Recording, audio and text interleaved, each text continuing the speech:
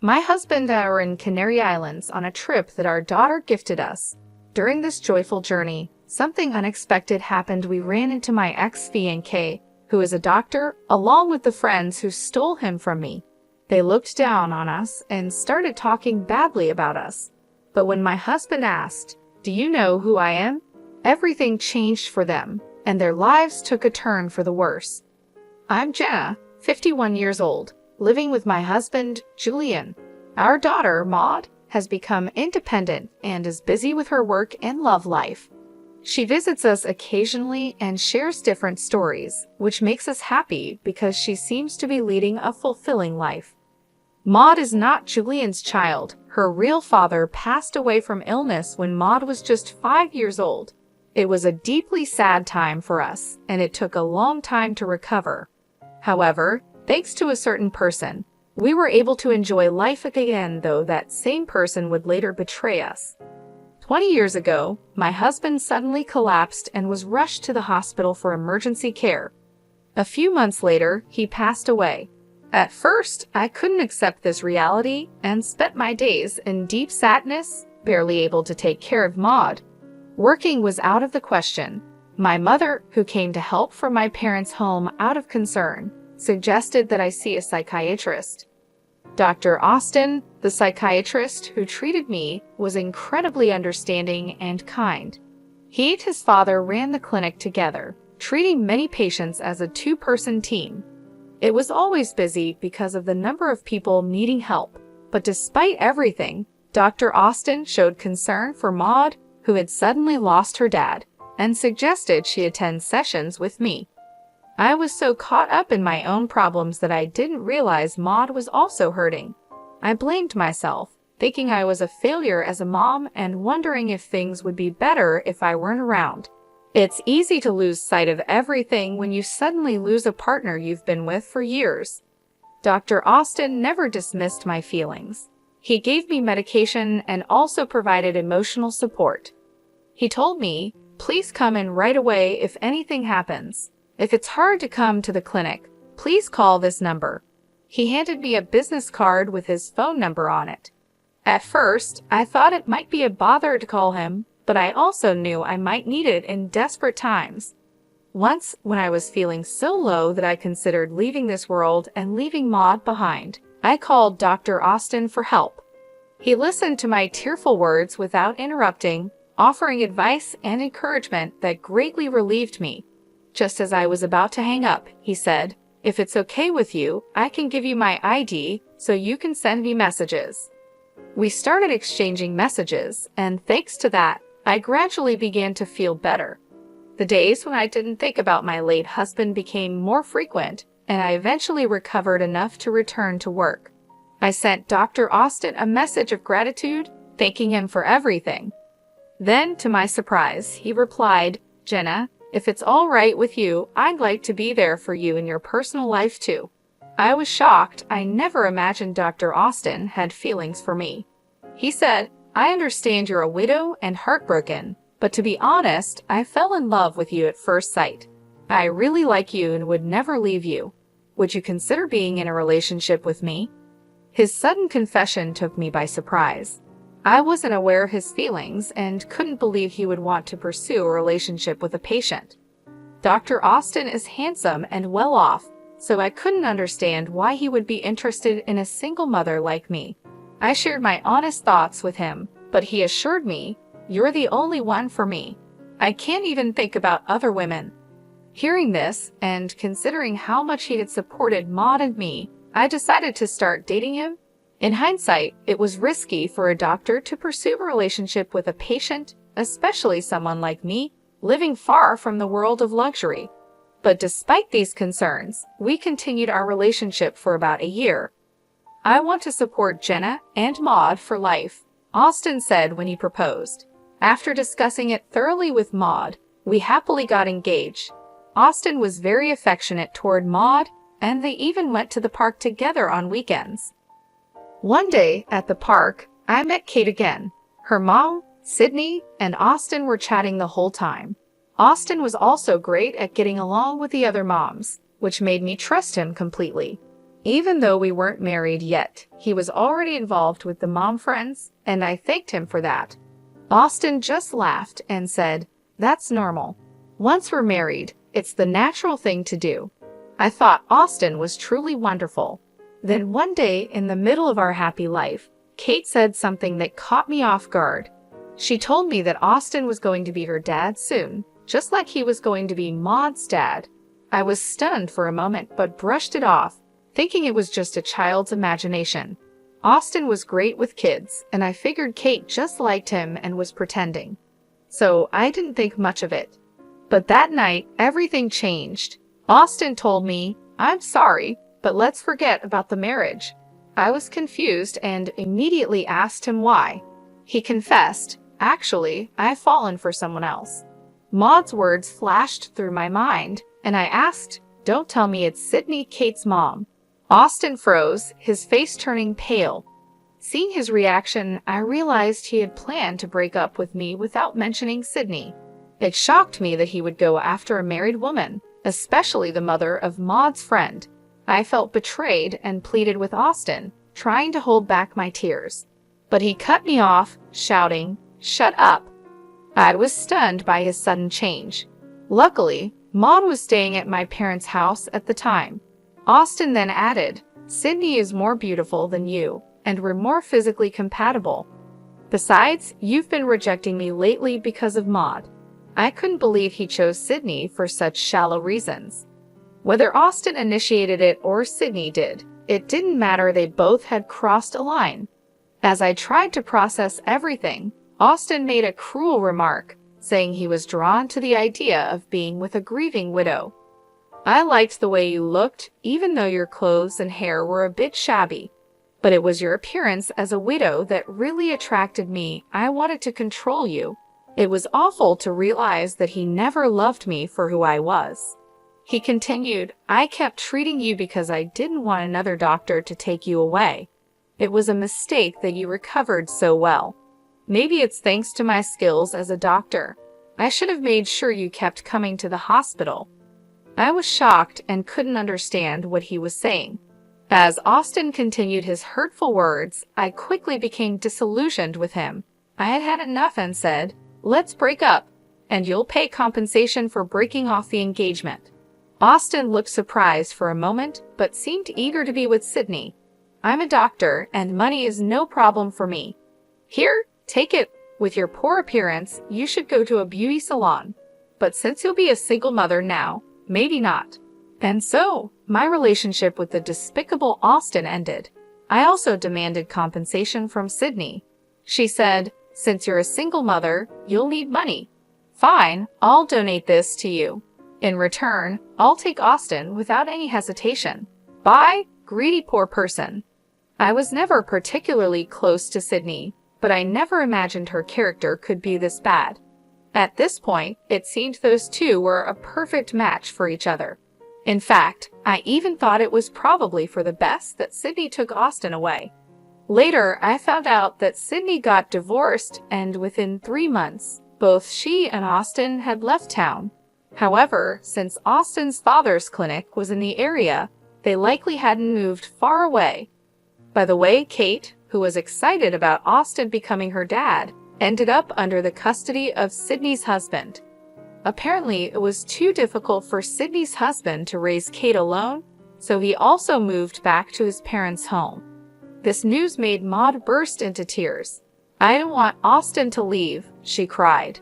More than being upset about Sydney taking Austin away, I was heartbroken to see Maud cry. I had never wished for someone's misfortune before, but after everything that happened, I sincerely hoped those two would be unhappy. Now, at 51, I'm very happy. I thought I was done with men, but then I met someone by chance and remarried. He's nothing like the despicable Austin, a truly wonderful man who cares deeply for both Maud and me. His name is Julian, and he's 55 years old. Although he's usually busy with work, he frequently makes time for our family. Now that Maud is independent and it's just the two of us, we're living like newlyweds. Then one day, he handed me something and said, "Here, take this and go enjoy Canary Islands." I received tickets to Canary Islands from Maud, who had gotten a bonus at work. She even booked the hotel for us. Oh no, that's too much, I said, feeling overwhelmed. It was our first overseas trip. Aren't you coming with us, Maud? I asked. It's a token of my appreciation for all you've done, so go enjoy it together, she replied. We accepted Maud's kind offer and decided to go on the trip to Canary Islands. It was our first overseas trip as a couple, and it was incredibly fun. After a long day of sightseeing, we headed back to our hotel. Suddenly, I heard a voice. Huh, is that Jenna? I turned towards the voice and, to my surprise, saw Austin and Sydney, the ones who had betrayed me at the same hotel we were staying in. Who's that? Austin asked, pointing at Julian. He's my husband, I replied. Both of them started laughing. You remarried, but your new man looks, I don't know, kind of poor, they said, suddenly insulting Julian. It's true that Julian isn't fussy about his appearance and rarely wears brand-name clothes. Excuse me, but what brand is that outfit? Austin asked in a clearly condescending tone. When Julian mentioned the name of a clothing chain store, the two of them burst into laughter. What? You shop there? You're poorer than I thought. Unbelievable. Isn't that the store where only really broke people shop? They mocked a person they had just met, and I was so shocked that I couldn't speak. You seem to be struggling with money, yet you're on a trip to Canary Islands. Are you sure it's okay? Austin questioned. Julian responded calmly. Actually, it's a gift from our daughter, which we're very grateful for. Julian's smile and composure showed a mature response. Daughter? You mean Maud? She's already an adult, but it's pathetic to beg your own child for a trip to Canary Islands. If you're going to beg, ask for clothes, not a trip, they continued mocking. Exactly, Jenna, still living a poor life even after getting married. Isn't that crazy? Their rudeness was too much, and I was furious, ready to respond. But before I could say anything, Julian spoke up. Excuse me, but Jenna is not poor. While it's questionable to berate a stranger, I cannot tolerate insults toward Jenna. Julian stood up for me. Huh? What are you trying to prove, poor man? Do you even know who I am? I'm a doctor, Austin boasted while laughing. Really? You're a doctor? Julian calmly asked. Yes, I am the only son of a clinic owner, and I'll be taking over as the head doctor soon. Impressive, right? Austin continued arrogantly. Doctors are rich and can choose any woman they want. You poor people are in a different league, you just look poor. I couldn't bear to listen to Austin's words anymore, and meanwhile, Sydney stood there with a nasty smirk on her face. You keep calling me poor, but do you even know who I am? Julian asked, clearly frustrated. Austin, thinking he had the upper hand, dismissed him as just some poor guy. In the short time we had been talking, Austin had used the word poor so much that it seemed like his favorite insult. It was obvious that he looked down on others. But then Julian said something that completely changed the smug attitudes of both Austin and Sydney. Actually, I think I'm quite well off, Julian began. I run a pharmaceutical company. What? Austin exclaimed, clearly shocked. Yes, Julian had inherited a major pharmaceutical company from his father. In fact, he even supplied the hospital where Austin worked. The realization hit Austin hard. He finally understood who Julian was. No way, you're the president of the company we rely on. Seeing Austin's shocked expression, Sydney started to panic. Julian remained calm and polite, saying, "Thank you for using our services," with such elegance that I found myself falling for him all over again. Sydney, desperate to regain control, snapped, "So what if you're a pharmaceutical company president? If the doctors decide not to use your drugs, it's over, right?" Austin, stop dealing with this guy's company. But Julian wasn't fazed. "That's not possible," he replied. "The decision is made by the head doctor and the pharmacists. It's not something I can interfere with." Austin's face turned pale as he realized the gravity of the situation. Sydney, too, went pale as the reality of what they had done sank in. Did we just make a huge mistake? she asked, and Austin could only nod in response. Julian continued, I've had a long relationship with your father. We've played golf together and shared meals. Our relationship has grown from just a business one to a friendship. Hearing this, Austin deeply bowed and apologized. I'm so sorry. I'll speak to my father, the head doctor, about this. Meanwhile, Sydney stood there in a daze, and Austin looked utterly defeated. That's not going to work, Julian said calmly. The moment you insulted Jenna, I started recording everything. He had sensed the hostility in the air and had begun recording the conversation on his phone right away. I really am sorry, Austin stammered. I shouldn't have called you poor. He was apologizing profusely now. Julian approached him, his voice firm. Jenna has told me before that her ex-fiancé was a jerk, the worst kind. And now, here you are with Maud's friend's mom, still insulting Jenna. There's a limit to how much you can disrespect someone. Julian's words hit Austin hard, leaving him speechless. Both Austin and Sydney fell completely silent, realizing the full extent of their mistake. I felt a wave of happiness as Julian stood up for me, and his courage inspired me to confront Austin and Sydney as well. Ever since they got together, I had always thought Austin was just right for Sydney cheating while having a child and insulting people without a second thought. You two are perfect for each other with your terrible characters, I said, my voice steady. So thank you, Sydney, for taking such a lousy man off my hands. The two of them probably never expected me to speak up like that. I continued, and what kind of nerve do you have, insulting someone you've just met, especially on vacation? My husband, no less, calling him poor and whatnot. How old are you both? Is your mind all right? To anyone watching, you two seem like the crazy ones. At my words, I saw a hint of realization cross their faces. No, we were just drunk, Sydney stammered. And seeing you after so long, looking so happy, she trailed off, trying to excuse their behavior. Such an excuse is unacceptable, I replied firmly. So being drunk excuses anything.